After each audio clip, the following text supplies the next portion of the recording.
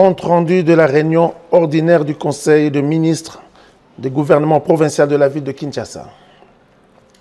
Son Excellence, Monsieur le gouverneur de la ville de Kinshasa, Daniel Bumba Lubaki, a présidé, c'est vendredi 8 août 2025, dans la salle de réunion de l'hôtel de ville de Kinshasa, la réunion ordinaire du Conseil de ministres du gouvernement provincial. 5 points étaient inscrits à l'ordre du jour, à savoir lecture du projet d'ordre du jour et son adoption par le Conseil. Communication de son Excellence, Monsieur le gouverneur de la ville de Kinshasa.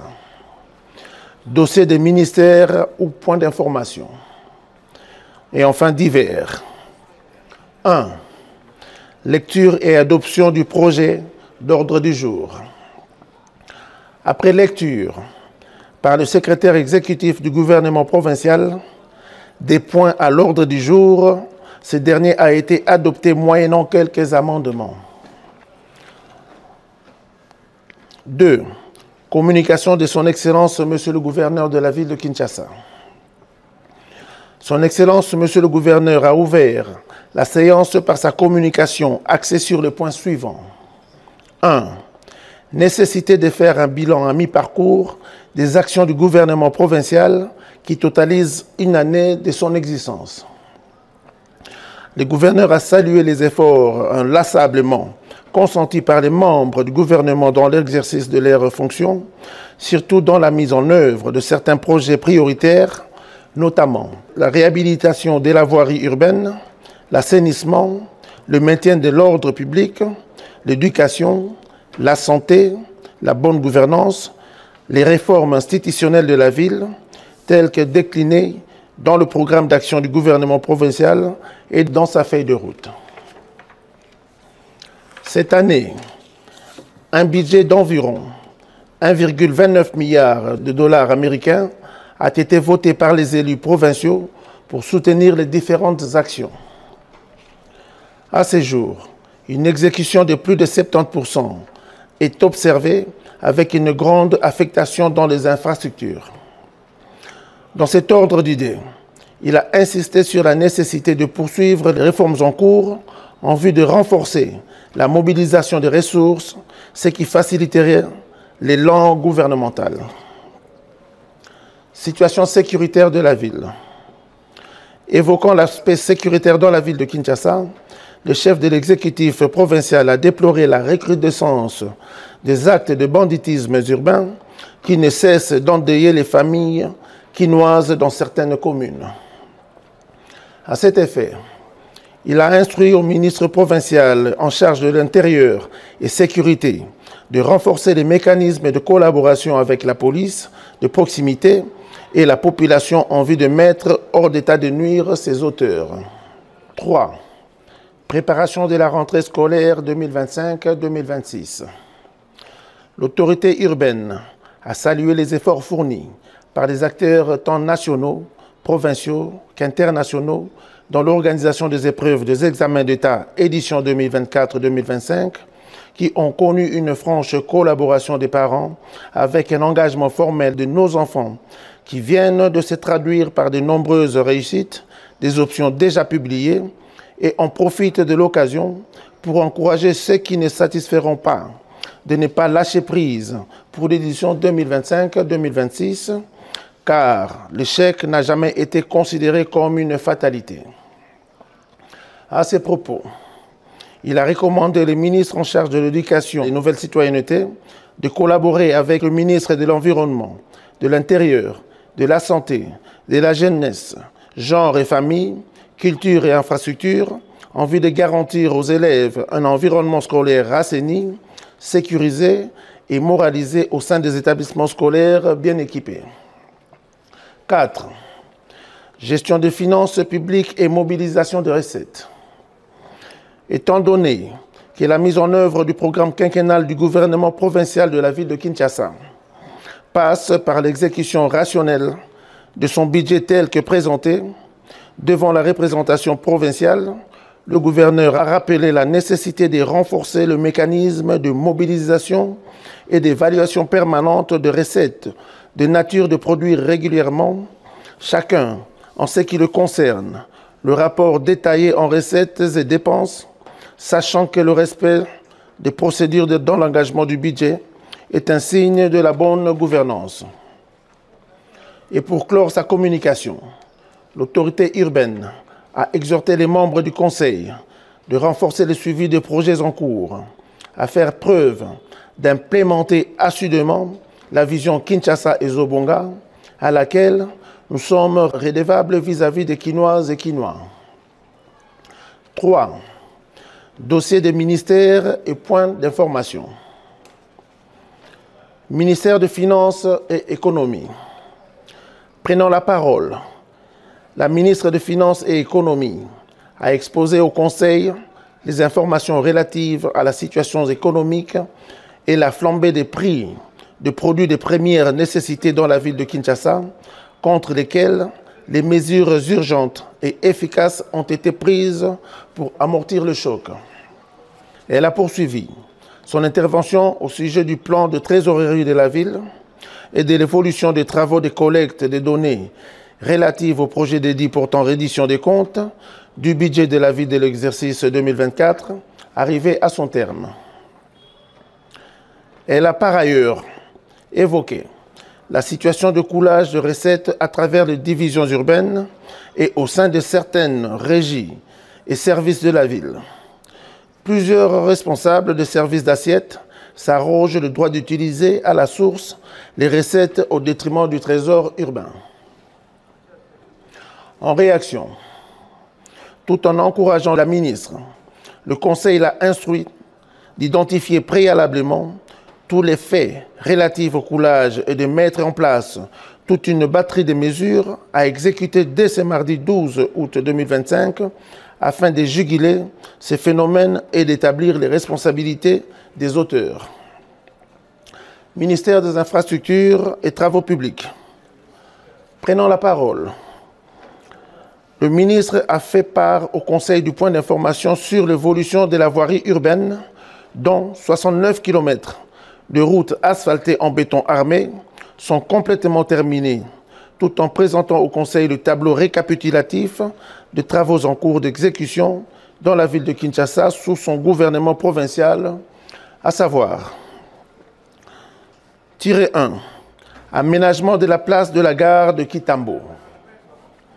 Tiret 2. Construction de l'immeuble parking à Kitambo, place Mapenza. Tiret 3.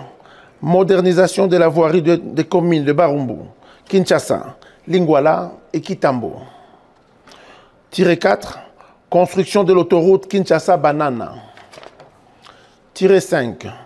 Construction d'une autoroute reliant le rond-point Safricas à l'aéroport de Njili, en passant par Sergent Moquet, Kabambare et boulevard Congo-Japon.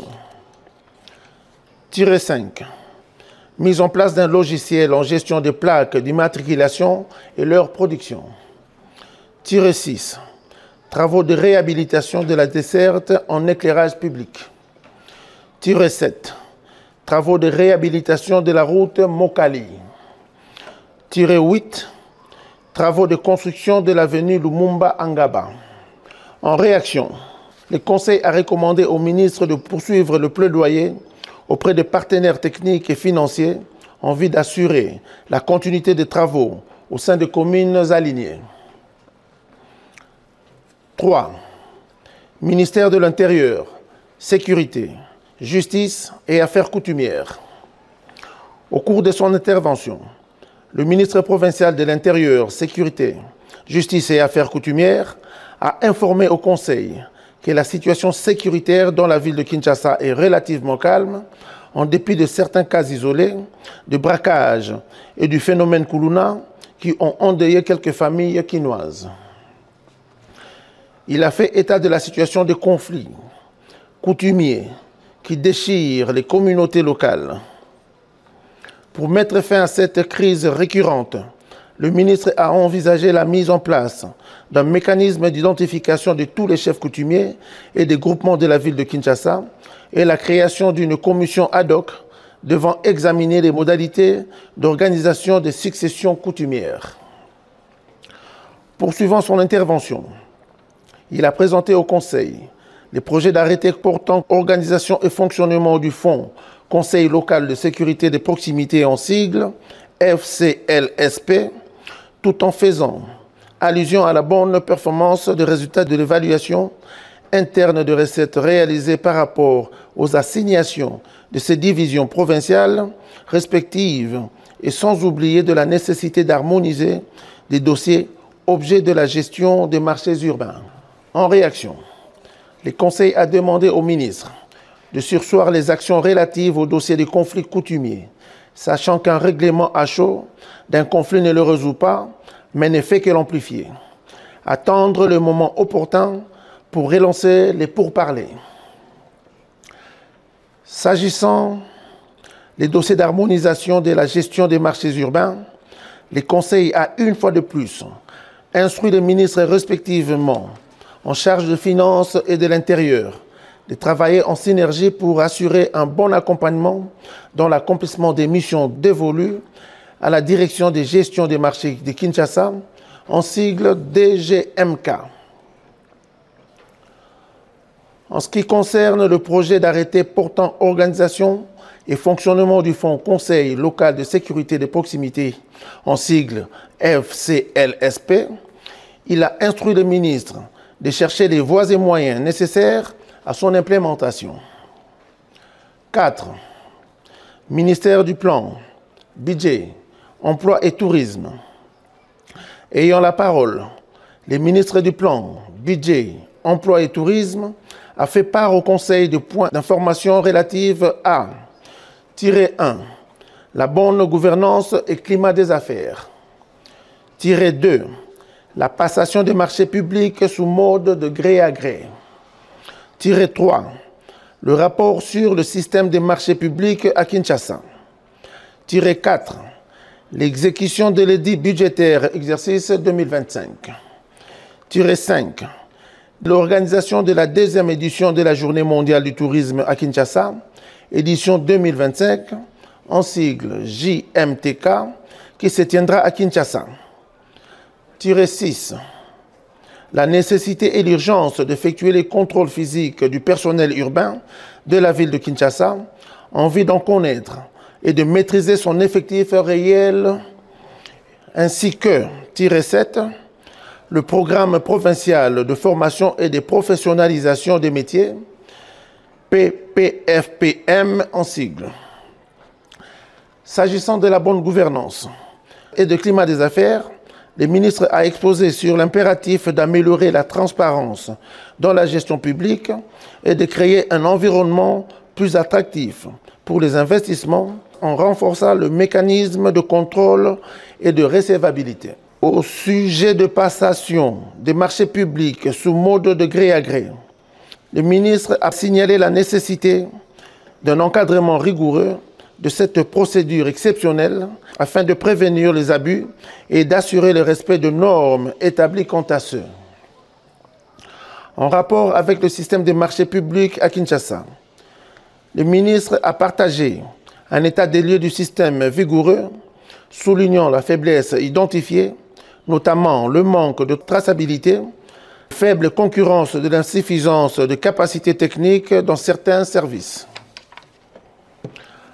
Abordant l'exécution de l'édit budgétaire 2025, le ministre a présenté un rapport d'étape sur l'exécution du budget en cours, mettant en évidence le faible taux d'exécution du budget en recettes comme en dépenses, les écarts entre prévisions et réalisations. Les recettes n'ont pas dépassé 4%, entraînant ainsi une insuffisance des dépenses de consommation du budget alloué pour la mise en œuvre du programme du gouvernement provincial. Il a fustigé par ailleurs le manque de notes de perception pour canaliser les recettes. À cet effet, il a informé les conseils qu'il existe déjà une société qui est disposée pour produire les dites notes. Il exhorte ainsi ses pairs à une meilleure discipline budgétaire et à une mobilisation accrue de recettes. Poursuivant son exposé, le ministre a informé les conseils de l'organisation de la deuxième édition de la Journée mondiale du tourisme, Kinshasa 2025, JMTK en sigle, un événement majeur, a-t-il renchéri, qui vise à valoriser les potentiels touristiques de la ville et à renforcer son attractivité. Il a sollicité pour ce faire le soutien du gouvernement pour sa réussite.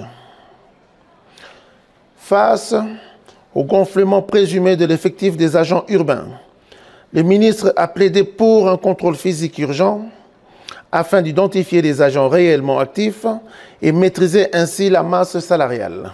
Enfin, pour clore son intervention, il a présenté le programme provincial de formation et professionnalisation des métiers, PPFPM en sigle, visant à doter les jeunes et demandeurs d'emploi de compétences pratiques adaptées aux besoins du marché local.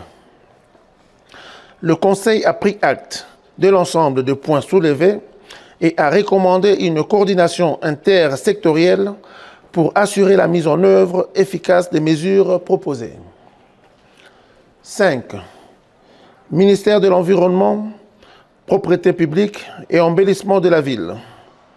Au cours de son exposé, le ministre de l'Environnement, Propriété publique et Embellissement de la ville a planché sur le plan d'urgence d'assainissement de la ville de Kinshasa et leurs mesures d'accompagnement de la régie d'assainissement de Kinshasa qui doivent passer par l'encadrement du personnel permanent et journalier en vue de redorer l'image de notre ville. À ce sujet, tous les sites de transit doivent être récupérés à très court terme pour la bonne gestion des déchets au niveau de toutes les communes. Mettre également en demeure tous les spoliateurs car la ville a besoin de 482 charges de transit. Le ministre a évoqué également la situation des camions bennes, bétonnières et d'autres poids lourds qui salissent les artères de la ville et aussi les différentes structures de jeux et de loterie qui pullulent à travers la ville de Kinshasa en salissant aussi la ville. En réaction, le Conseil a recommandé la mise en place d'un cadre légal impliquant les ministères concernés, finances et budget, pour réglementer les camions qui polluent et salissent les chaussées de la ville.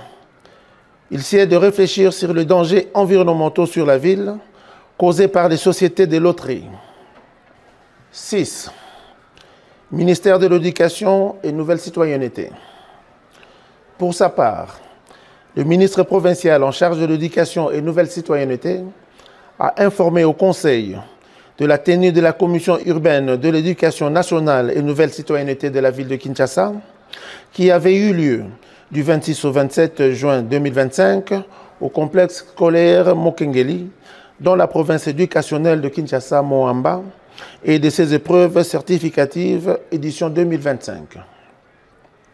Il a passé en revue les différentes sessions tant au niveau primaire que secondaire, tout en proposant la reconduction des frais irrélatifs, mais en procédant juste à un réajustement de taux. À cet effet, il est proposé la signature d'un arrêté pour la gestion des écoles. Le ministre se fait féliciter du bon déroulement de toutes les épreuves et de leurs certificatives édition 2025. Abordant le chapitre de la citoyenneté, les ministres proposent d'approcher des structures qui s'occupent de programmes de changement de mentalité pour que nos jeunes adoptent de bonnes manières de changement de mentalité. Insérer pour ce faire des programmes de civisme, d'autonomisation, des stages, de formation professionnelle et projets citoyens afin de donner aux jeunes un statut actif, le rendant acteurs du développement de leur pays. En réaction, le Conseil a demandé au ministre de se pencher sérieusement sur la question de la citoyenneté dès la rentrée prochaine, en mettant en place un programme de sensibilisation des jeunes sur l'éducation civique, morale et les changements de mentalité, en s'appuyant sur les structures tant nationales qu'internationales qui accompagnent ces genres de programmes. 7. Ministère des partenariats publics-privés, commerce, petites et moyennes entreprises.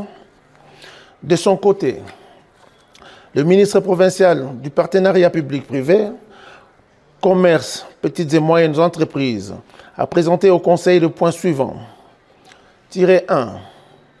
Signature de l'arrêté conjoint portant actualisation du taux de la taxe sur la production, la détention, la vente et l'achat des boissons alcooliques et alcoolisées. Tiret 2. Organisation de la foire des artisans de Kinshasa au mois d'août 2025. Tiret 3. Projet d'implémentation d'un système de monitoring de nuisances sonores pour faire régner la quiétude sur la population de la ville de Kinshasa avec la société Vastel. Tiret 4. Projet de numérisation de la collecte de la taxe stationnement auprès de mototaxis. Tiret 5. Projet de construction de parkings souterrains en surface ou multi-étages avec système vidéosurveillance dans la ville de Kinshasa par la société Coxi SARL. Tiret 7. Projet de construction d'une nouvelle cité à Maluku dénommée cité Micheline. Tiret 8. Projet de construction d'une usine capable de traiter plus de 30 000 tonnes de déchets par jour dans la ville de Kinshasa. Après son bref exposé sur les différents points présentés au Conseil, il lui a été recommandé de se pencher en urgence sur la production, la distribution et la vente de produits alcoolisés et alcooliques. 8. Ministère de Mines, Hydrocarbures et Portefeuille. Le ministre de Mines, Hydrocarbures et Portefeuille a fait part au Conseil de points suivants. Tiret 1. Le renseignement en sa possession suivant son ordre de mission numéro 61, CAB, mine, TMP, KMPS, net, 2025 du 2 juillet 2025, fait état de la spoliation systématique du centre agricole de Menkao par le chef coutumier du village Menkao, M. Ngamikala Mpoué, et son occupation illégale d'une résidence construite pour le cadre de l'administration provinciale. Tiret 2. Les 3 tracteurs affectés à l'agriculture pour la ville de Kinshasa détournés ont été retrouvés par le directeur provincial de motorisation agricole, d'où les moyens de transport pour les acheminer au centre agricole de Menkao. Tiret 3. La non prise en compte de la ville de Kinshasa de la distribution des tracteurs intrants et accessoires agricoles dans le cadre de la campagne agricole 2024-2025 lancée par le chef de l'État, la révolution du sol sur le sous-sol. Il sollicite l'implication de l'autorité urbaine pour la récupération de l'eau prévue pour la ville de Kinshasa. Le Conseil a entendu recommander la création d'une agence urbaine de l'agriculture pour gérer toutes ces questions. 9. Ministère de la Santé, Hygiène et Prévention. Le ministre provincial de la Santé a présenté au Conseil quelques dossiers saillants de son secteur. Il s'agit, tiret 1, de la mise en œuvre d'une mutuelle de santé des agents publics de la ville de Kinshasa. Tiret 2, de l'évolution de la situation épidémiologique de choléra dans la ville de Kinshasa. Tiret 3, du plan de réinsertion des sinistrés, victimes de pluies diluviennes, ainsi que le bulletin d'information sanitaire dans la ville de Kinshasa, principalement le désengorgement de différentes morgues publiques.